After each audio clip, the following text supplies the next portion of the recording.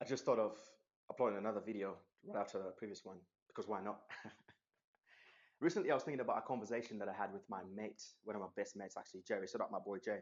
And he said to me, mate, how do you decide? How do you actually make decisions in your life? Because truthfully, up until this point, I'd made some really questionable decisions in my life, really questionable. And he was just trying to understand, how do you actually decide? And I was like, truthfully, mate, I don't know. When I thought about it, I think the way that I decided up until that point was pretty much based on how I thought, based on what I thought was the best thing for me to do, based on the information that I had at that point. But interestingly enough, a few weeks after that, me and him attended the Diary of a CEO live session in Perth, Western Australia, where we met Stephen Bartlett, the God. And during this session, Stephen spoke about the Bezos decision-making framework and how Jeff Bezos wrote about this to his letter to stakeholders and how it's just changed how Amazon makes decisions and how fast you can decide. Because when it comes to decisions, you really want to decide quickly on things that need urgent decision, like urgent decisions. And then you also want to take time at the same time with decisions that could be really consequential. So how do you balance having to decide quickly versus, you know what I mean, like deciding in a way that's really thought out? So I really love this. It's really changed my mind.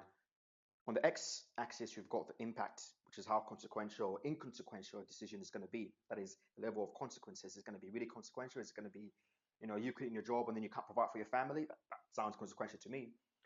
On the y-axis, rather, we've got the risk. Is this reversible? Can you reverse this? Can you send up that? Can you send that breakup text? Is that reversible? Or once you do that, it's done. And then the most important thing, I guess, the highlight that I would highlight on the framework is that there's two types of decisions. The first being a type 1 decision, and the second being a type 2 decision. With the type 1 decision, it is consequential, it is irreversible as well. An example of that is obviously when you quit your job, you put in that resignation letter, you can't simply rescind that letter for the most part. Or you send out that breakup text. You can't just say, oh, thought about it now, and can we get, it's just, you can't do that. You can't do that for the most part, at least because that's consequential and irreversible.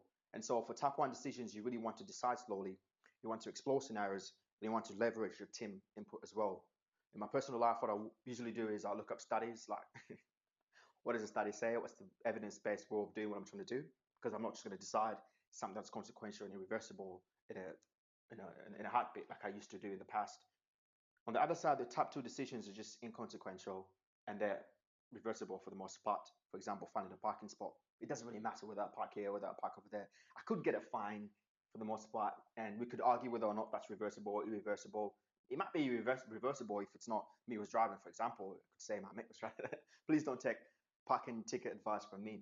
But just really amazing to reflect on this idea of how you actually decide and what framework you use to decide, because for the most part, we human beings being emotional just decide based on how we feel, and over the long term that's not really effective in regards to how you make decisions. So please comment how you decide, what framework you use, what this means to you, and yeah, see you in the next one. Boom.